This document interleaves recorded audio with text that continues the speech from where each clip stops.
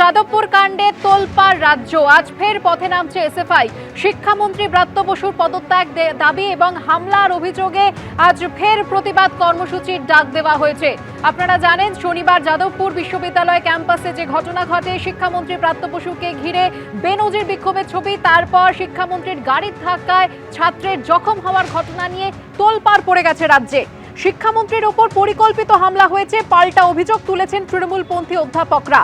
বাম তৃণমূল সংঘাতের মধ্যে এবার আসরে নেমেছে এবিভিপিও।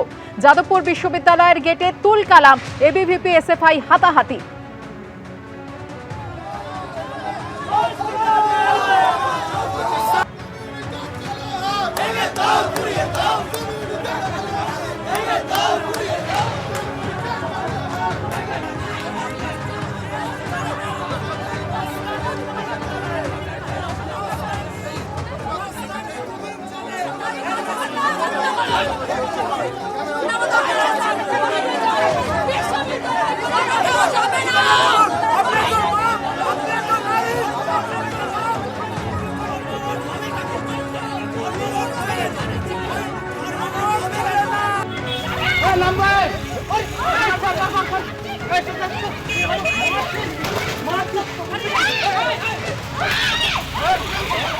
ভোটে জেতালেই লাখ টাকা ঘোষণা করলেন শাসক দলের বিধায়ক।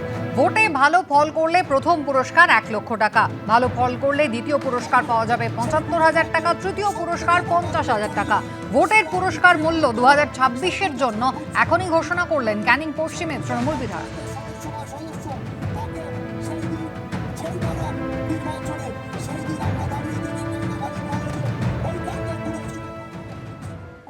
আমাদের টার্গেট এবার কত বলুন তো, জোরে বলুন কত? 1 লাখ টার্গেট। সেই 1 লক্ষ আমরা সবাই পারবেন তো? আমাদের 1 লক্ষ টার্গেট। এবং আমি আপনাদের বলবো, আমার 11টা অঞ্চলের মধ্যে যে অঞ্চল ভোটার লিস্ট অনুযায়ী, ভোটার সংখ্যা অনুযায়ী যে অঞ্চল প্রথম হবে, প্রথম লিড দেবে, সেই অঞ্চলকে আমরা 1 লক্ষ টাকার পুরস্কৃত করব।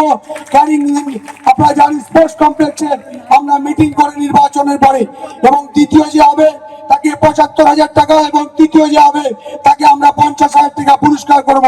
এবং এই যে টোটাল বুথ, এই অঞ্চল 11টা অঞ্চলের মধ্যে যত বুথ থাকবে, সেই বুথের মধ্যে সব থেকে ভোটার লিস্ট অনুযায়ী সেরা লিড যে বুথ দেবে, সেই বুথের বুথ সভাপতি এবং সেই বুথের পঞ্চায়েতের সদস্য বা সদস্য, তাকে সেই দিন, সেই দ্বারা নির্বাচনে সেই দিন আমরা দাঁড়িয়ে থেকে টেকনাখালী কলেজে ওইখানটায় পুরস্কৃত করব।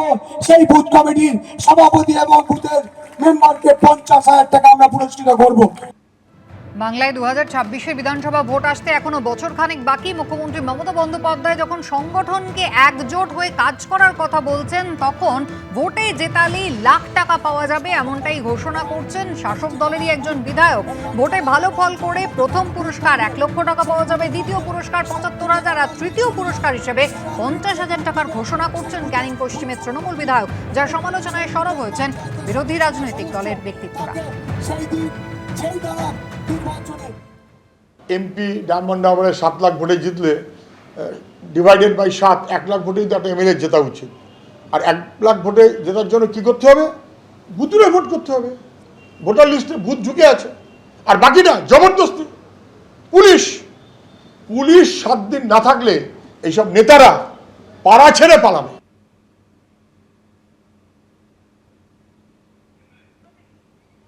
কি বলেছেন বিজেপির রাজ্যসভার সাংসদ শ্রমিক ভট্টাচার্য?